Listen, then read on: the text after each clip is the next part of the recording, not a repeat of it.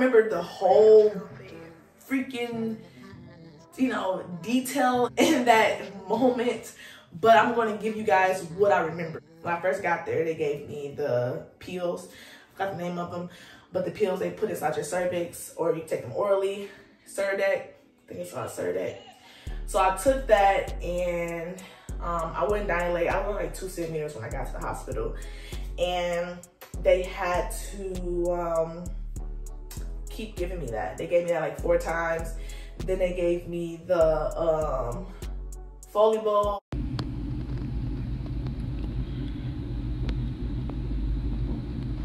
Had that for the whole 12 hours. It did not fall out. It took it out. I did not change. I was only 2-3 centimeters.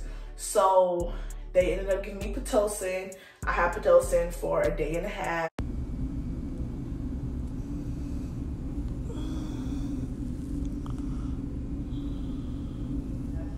And did not do anything. So we got to the point where they said they were ready to send me home. Yes, they wanted to send me home in my mid-induction.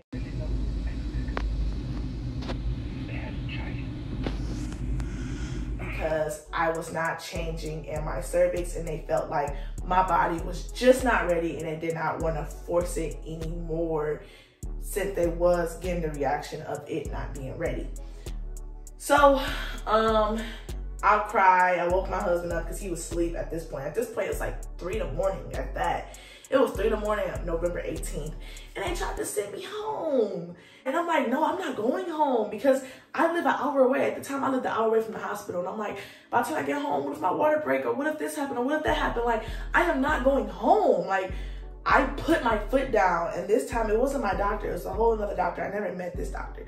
So like, she really tried me. Like, she really tried to send me home, and I'm like, I'm not going home. Like, I'm staying here. She's like, well, we need the room. Your body is not changing. You're not ready. And this and this, your blood pressure has been stable while you're here. Like, we just set your induction up for 2-3 more days down the line. Or you can just come back if something changed. And I'm like, listen, I'm not going anywhere. So I started crying, and when I was sitting there, I was crying so hard that I felt a pop in my stomach.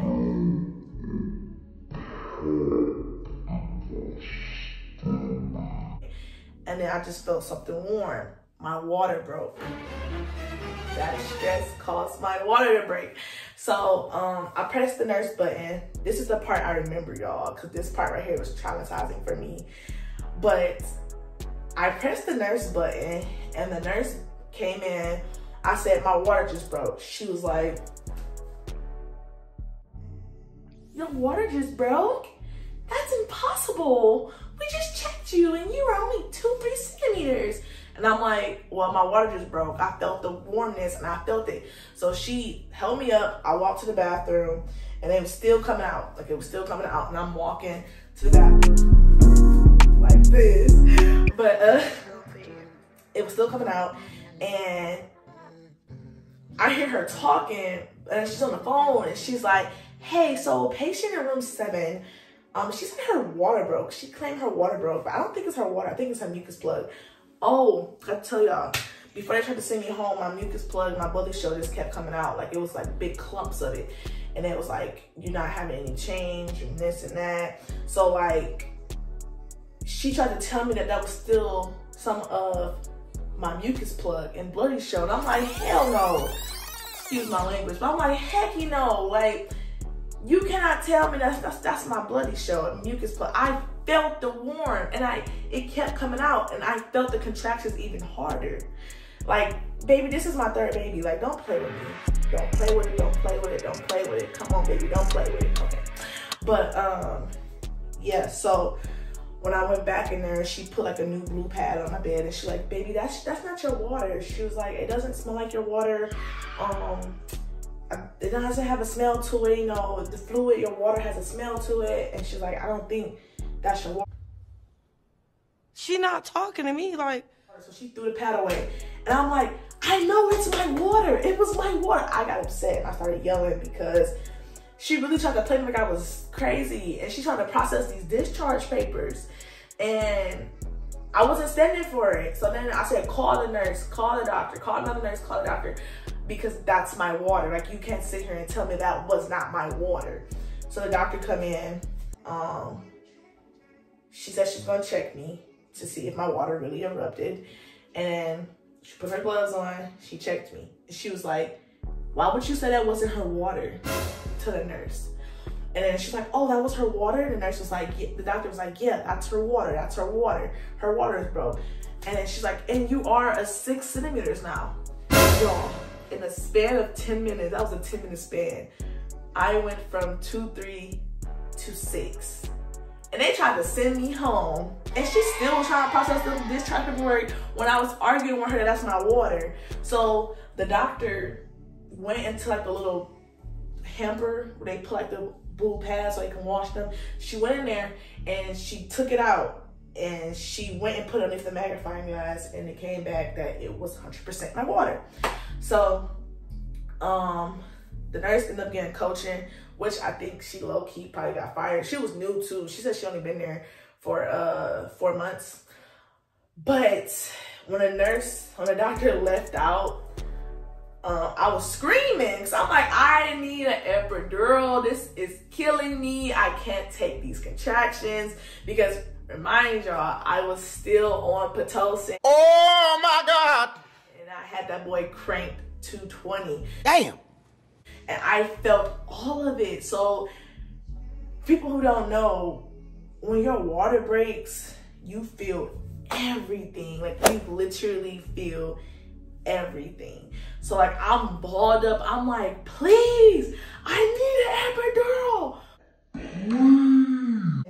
The anesthesiologists, they came in like as soon as I was screaming. I was screaming so loud that they had to stop the other people and come to me. So they came to me. They're trying to get the epidural in. The epidural would not work. It would not go in. And I'm like jumping. I'm crunching that pillow so hard. I'm like, I gotta push. They was like, no, no, no, no. Please stay still. I said, no, I gotta push. I gotta push. So they couldn't give me the epidural, and I'm screaming and I'm in pain. But then while I'm screaming, I'm in pain and I'm holding that pillow and I'm like this, the mother freaking doctor gonna boop, stick the epidural right in my mouth. Oh, hell no.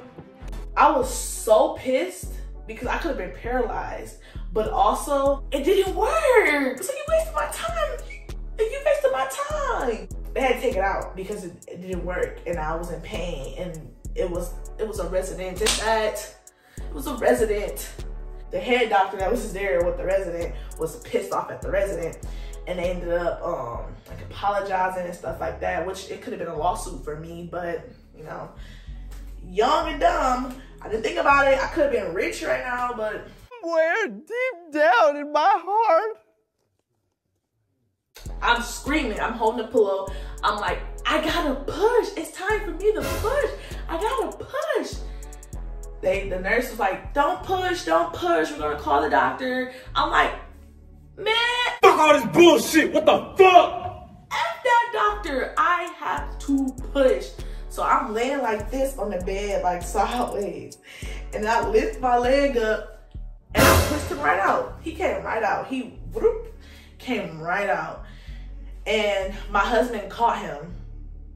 And he looking at me, and the nurse looking at me like, they all just looking at me. And I'm like, I told y'all I had to push. Told y'all niggas, y'all thought I was playing, but I told y'all niggas. When you don't tell a mother don't push, when she get that urge to push, especially if this not her first rodeo, let her push. Listen to her.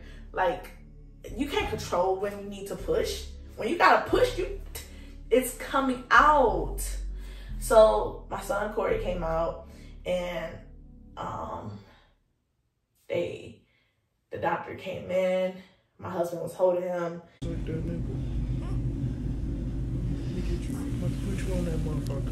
Here, babe, no, I'm not breastfeeding.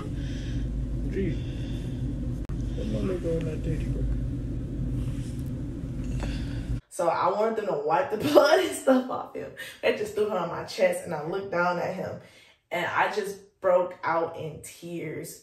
And the reason why I broke out in tears was because of the fact that I almost got rid of him.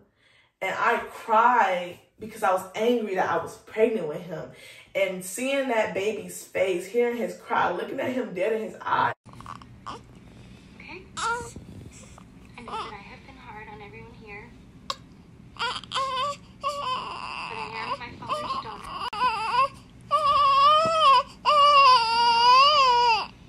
It's like, I'm getting emotional. Hold on. Seeing his face, seeing the innocence on him, seeing how beautiful he was, it really made me realize that I was being selfish. And I almost did not want this beautiful blessing I got. And I held him tight. I did not want to let him go. And I just kept telling him, I'm sorry. I just kept saying, I'm sorry, I'm sorry, I'm sorry, I'm sorry. Because I needed him more than anything. Like, he was the icing to the cake for me. And I am so thankful that I have him. These white folks ain't gonna last. Parsley, a little bit of lemon, some Castel Vetrano olives, matches the sweetness with a little bit of saltiness. I'm good enough, huh? Look, he's about to be 3 now, which is really crazy to me because it just felt like yesterday that I had him. And he's just so smart.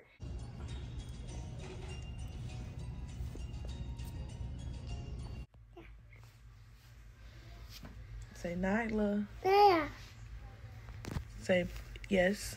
Touch. He's so handsome, and he's my road dog, and I'm just thankful to have him. I don't know what I'm gonna do for his 3rd birthday this year. He's a little big brother. What I mean by that, like, he's little and mighty, but he's the big brother over my other 2.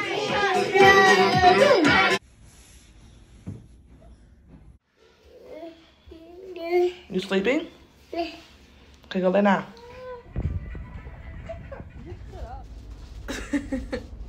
I'll crush you! The next video that I'm going to be uploading is my wedding vlog. I'm literally going to post my videos how it happened to fill y'all up. I don't know why I'm still doing that. But I'm tired. It's like midnight and I'm making these videos because I am dedicated, and I am dedicated to get my content out there because I am ready for this content creator life. Stay tuned. Like I said, share, subscribe, like, comment, turn on the bell for post notifications, and let's get to the content creating.